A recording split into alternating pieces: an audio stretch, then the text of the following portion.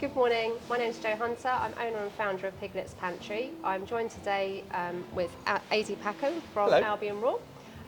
We've come along to take a trip down memory lane, dusting the old cobwebs out. There's a few of them.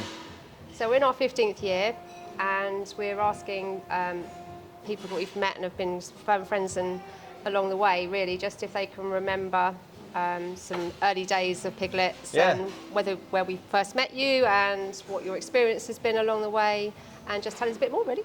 We go back a long way, Jo. We do. And it's like the first time I ever encountered you, I was the company I was working for at the time. We were part of the Friends of the Albion network breakfast meeting thing, and occasionally Martin Perry would turn up, or Dick would turn up, and they'd do an introduction to various people. And we were just about where it was in a porter cabin at Withdean. We hadn't moved into the Amex yet, and it was about to open that summer.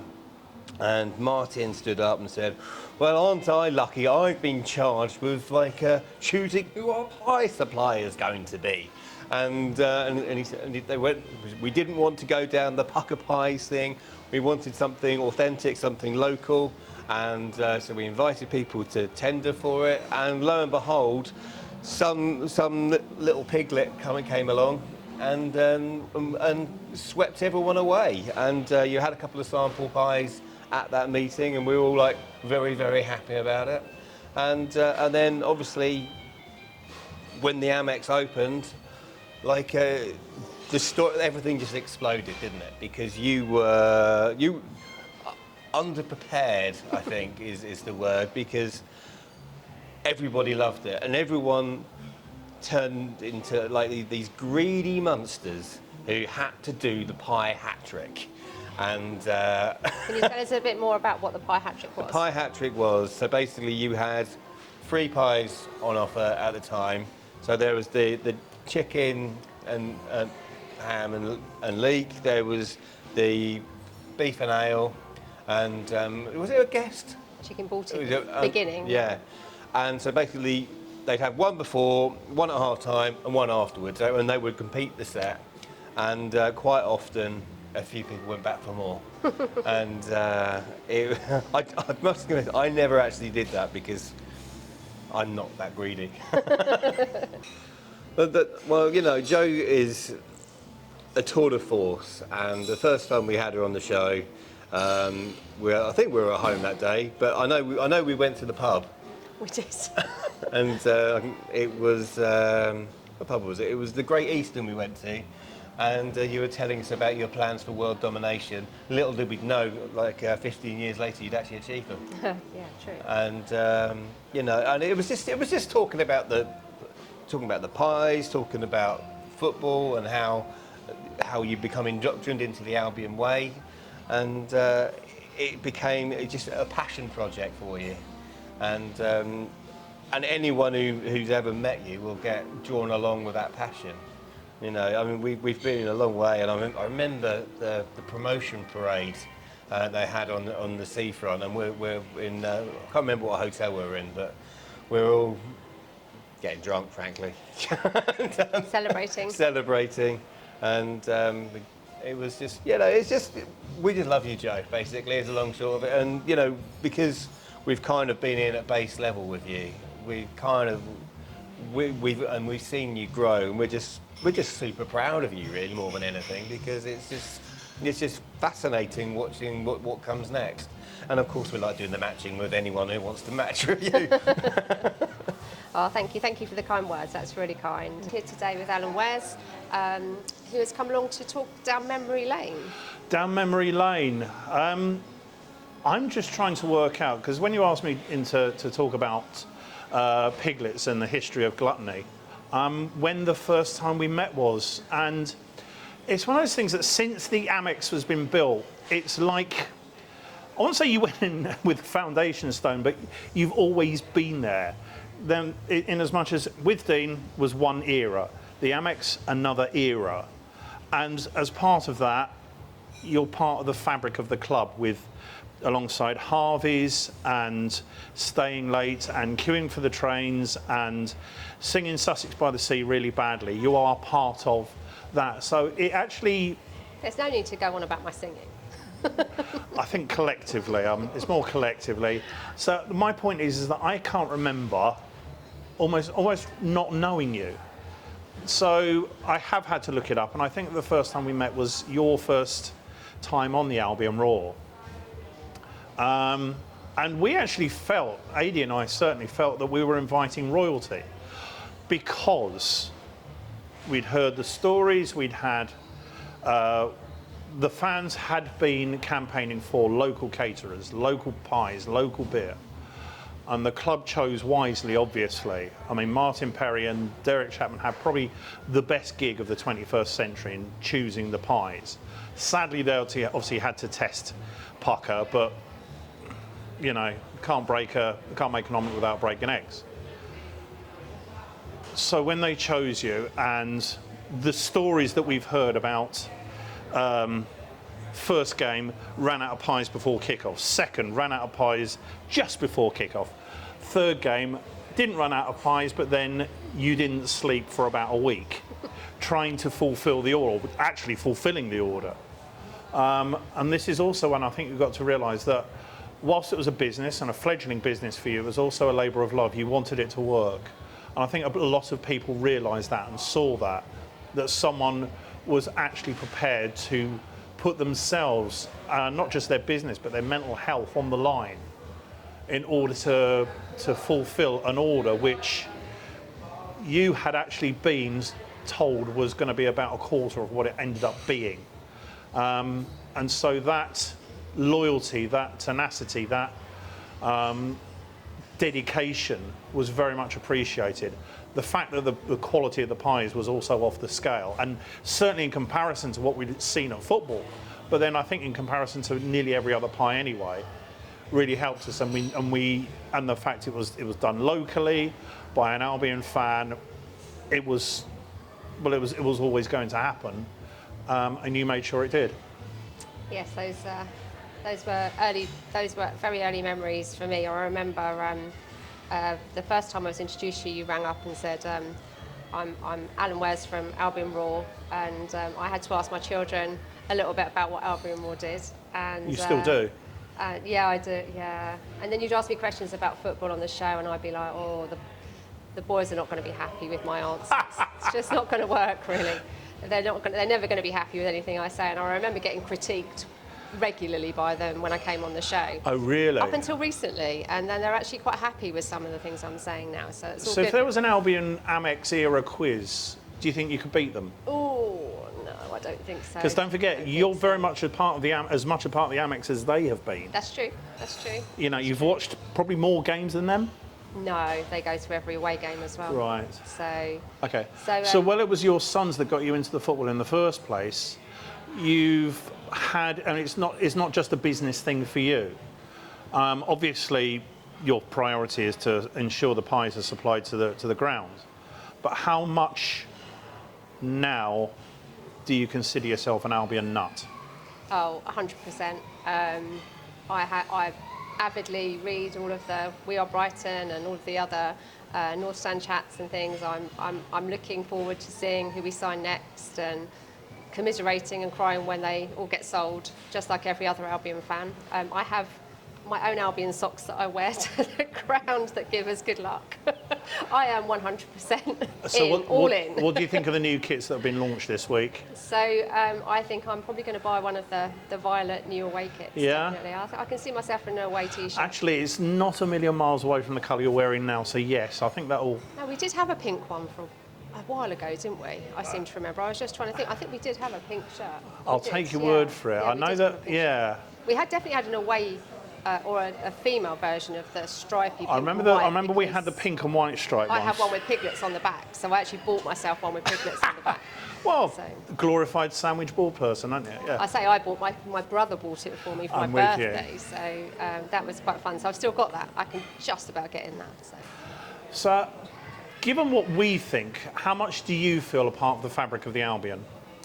I think, well, we were the first people to actually bake and cook there, so when it opened. So that, for me, was, it was a whirlwind that time. But I think I still get goosebumps when I walk up to the stadium. I still feel that, that I remember the Tottenham game vividly, not least because we ran out of pies in 10 minutes, really. But I do remember... And beer, to be fair. It's not just you that suffered. Beer. No, Harvey's and I together both were in the same position. But I do remember the goosebumps and watching everyone crying and just how much it meant to everybody. And then getting swept up in that. And then you just can't help but... It's infectious, Brighton, it really is. So those first days, we're talking 14 years ago now, so you're just about 20 or 15th season. They've clearly stayed with you as a happy place? Yes. Yeah, I think so. I mean, there were some scary moments where I wasn't sure hand crimping 10,000 pies was going to be for me, but we got past that. But definitely, yeah, lots of happy memories. I personally know all the people around us in the Heineken Lounge where we sit, and yeah, I have a lot of happy memories. I think Europe was amazing. So that will stick in the memory for a long time. But, yeah. Did you get any ideas for catering from going to those various European cities? I think it was more the case that fans were asking me about when people came and visited. It was the other way around. So, can we do a souvlaki pie for the Athens game? And people were chucking ideas in, and cheese and ham sandwiches. I was feta and spinach would have worked, wouldn't it? Yeah, Marseille cheese and ham. So, yeah, we did do a little bit of a nod to that when they came to visit the Amex, definitely. So it definitely influenced what we were doing at that time. Got ya. So I think right back at you really. How much do you feel part of the fabric of the club, and your kind of what was your earlier memories, I suppose? Well, given that before the stadium opened, we knew that we were going to get a local pie supplier, this company called Piglets that no one had ever heard of, plus Harvey's and Dark Star. We were trying to get them on board. They really dragged their feet in the end. We had to jettison them as fans because they ultimately weren't interested, but trying to get, knowing full well we were getting a local pie supplier in, and as Aidy has said, as any marketing person will tell you, let the dog see the rabbit. That's not to say you've got rabbit in your pies, and it's not to say it's all been tested on dogs, but the best marketing bit is for people to try out the products themselves. The word was coming back that these pies are good. And from day one, like you say, with the pies selling out as quickly as they did, each time, the whole notion of pies and pints, plus the thing of, with the railway station not being able to cope with everyone leaving at the same time, fans have always been encouraged since the stadium opened to get there early, drink beer, eat pies, watch the game, cheer, moan, clap, whatever is required, and then stick around afterwards, drink beer, eat pies. The club really wants its fan base to have a drink problem and maybe a pastry intolerance ultimately, because they really do push that on you. Now, in that sense, the brand loyalty of Harvey's, albeit there's other beers as well, but the brand loyalties that Piglets has is so ingrained in the psyche of the fans. That's not to say that if, for the sake of argument, someone else came along and said, right, we're going to do better pies, that can't happen. But Piglets is such a part of the Albion, it's a part of the stadium story itself, and certainly part of the journey itself, that it actually would come across as madness should the club wish to, or the caterers wish to change pie suppliers. At the very least, they've got to do it by plebiscite, by letting the fans choose first. But even that, I think, is a moot point, because that's not to say Piglets is the only one, but it's way ahead of whatever's in second place. Thank you. So do you remember when we came up with a slightly ludicrous idea for radio? Because as much as we've done visuals over the year with Shirt of the Week, we've now got taste on the radio, which clearly works. But when we did Andy Wiseman, who was a wine sommelier, a wine provider, and we said, let's see what wine goes with what pie. As a concept, it was just us being gluttonous, wasn't it? Any chance of a free pie and a free booze, Al? We're there, you know that. Sorry, inexpensive pie. We don't think there's no such thing as a free pie, AD. Well, yeah, but it wasn't just Andy that we did it with. We did it with Henry Butler. Henry Butler of Butler's Wines, and that was when that whole thing really kind of took off, because Joe got in touch with Henry before the show, and and so Henry knew what wines and ports he was going to bring, it was just. The thing about the one with Henry on, I think it was the second time we'd done it, was straight after our show is Mark Johnson, Slipstream Worldwide Beats. He was recording his show, decided to come in, and even though we were live and we had to be sort of careful about what we were doing, he came in, helped himself to a pastry, helped himself to a glass of port, then a glass of wine, and then halfway through, he came and said, "I've got to stop recording because I'm now too drunk and too full up." Yeah. Professional or what? It was. I remember it was the Argentinian Chardonnay It that went was. with the chicken and leek. It was the Ruby Dum port that went with the steak and ale. Given that this is 14 years ago, AD, it's pretty scary. Well, you remember that? I know, but there's also, because Henry made a joke about one of them. It was because I used to live just down the road from the shop. Yeah, Queen's Park Road and in like Brighton, he used to sell this one in the shop, and every time, and I saw it actually when I was in Spain, this wine, and because he did a David Coleman impression, because it was called Juan Gil. And it was didn't sound like David Coleman to me. I know, well, more like Olivia Coleman. Well, that is true. I can see the resemblance. So I think well, she came in with I think it was an 18-inch. I'm not sure if it was a straight one, but there might have even been a circular one she did as well. I can't remember. Was a reef. All it was I remember you were playing music, and as we were coming out, actually there was one song you played that you had to take off after 10 seconds because you realised there was a naughty word in there. But we came away from that, and just as you're fading down the music, all you can hear on the microphones is nom, nom, nom, nom, nom. Bob Booker has pilfered probably a good half of that sausage roll. I didn't actually get any. No, I didn't. Kieran Maguire's going, "This is brilliant, this is wonderful." Malcolm Stewart is like a kid in a toy shop. Jo has got the most ridiculous grin on her face. And to be honest, why wouldn't she? I mean, this is a person who has a passion for food, the way that the fact that you and I have had a passion for football for 40 years. This is a woman who's had passion for food for so many years, and she's now been able to actually offload that passion onto other people. And it's infectious, and it's charming, and it's wonderful, and she is able to back up all that enthusiasm with such a range of amazing quality products. Yeah. And we're not just, I mean, she's won us over, well, she won us over immediately. It wasn't hard, to be honest, was it? Not as such, but it took, if that's what it took for her products. I remember actually one time we were looking to see if my work was going to do some stuff with Piglets. Yeah. And one of Joe's colleagues came by with a tray of pies and sausage rolls. And my boss, who likes he likes to be paid for his stuff, he said, "Well, if this is what they do, I'd be more than happy to be paid in that." Yeah. But it's nice just to be a little bit more than a footnote in the journey that Joe's had, though, isn't it? Well, this is it. I mean, the nature of pies and catering at football grounds are usually sort of some corporate thing that no one really cares about. And Joe, and this is a specific business phrase, Joe is a disruptor. When the Amex opened, she took the business model of catering, specifically pies, which have had a long tradition in football, and rewrote it. No longer is it satisfactory to have 20-25% meat content pies, and now I'm looking at you, Pucker, and actually offer a good quality product. When we were looking at the stadium and all the fans were getting together, one of the insistencies we had was that we were going to have local pies, local beer. And the club, through a certain amount of torture, finally agreed.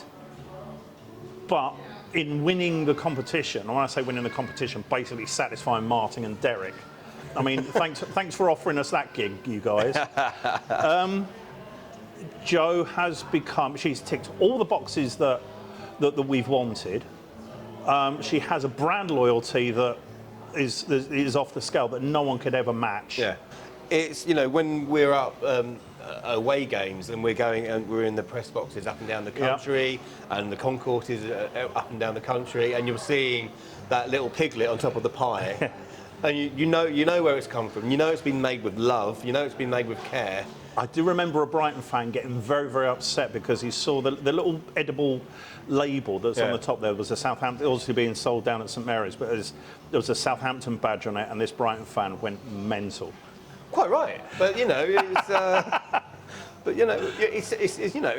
you see these things like when you're in London, or if you're in Portsmouth, or if you're in Southampton, or if you're in Birmingham, or anywhere in the country that Joe survived, you know, Wimbledon, you know, it's just incredible to see that this tiny little empire that started in a Yeah, and yet the business model for it is one that which any business mentor would tell you was the wrong way to do it. In other words, go from 0 to 100 in no time at all, rather than build yourself up gradually. Well, yeah, and now she's taken to the skies as well. It's the Mile Pie Club. Did British Airways tell you that one? Not at all. Oh, but so you thought of it yourself? Yeah, no. And it shows. Well, you know, it was club cars. Please edit that. So, AD, you were saying about the pie hat trick just now. Yes. Have you, A, ever tried it, and B, if not, how close have you got?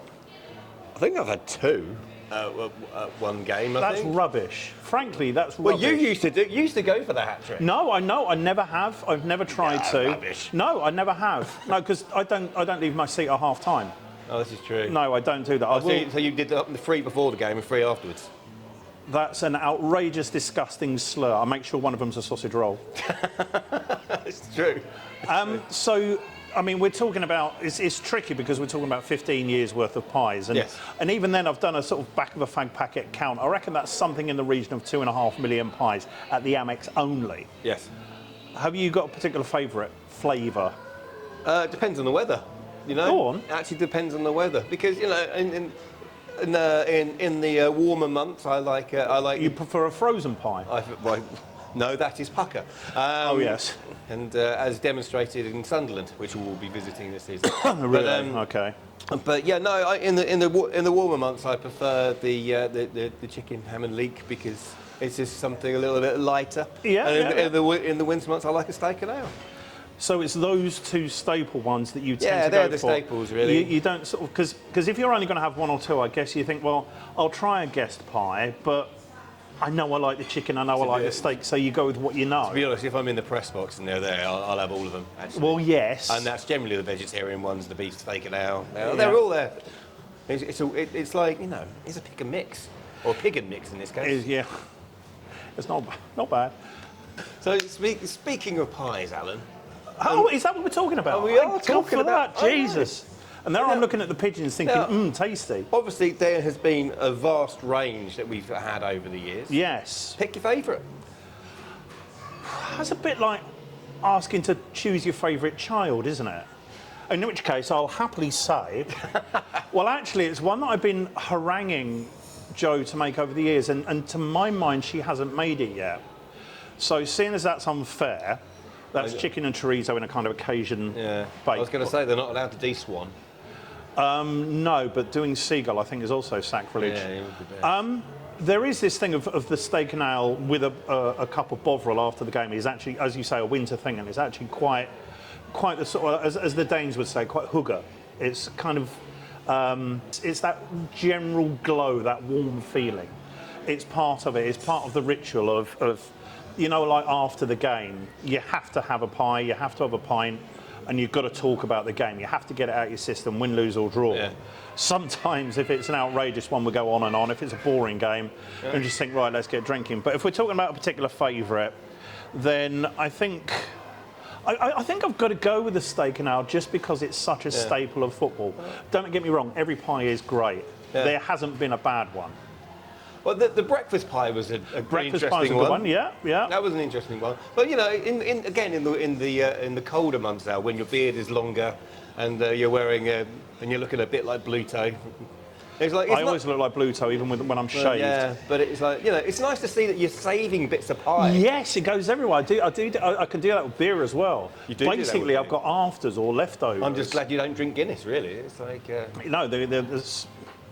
No, I can do that. I think probably mostly what it is I'm saving it for my dog when I come home.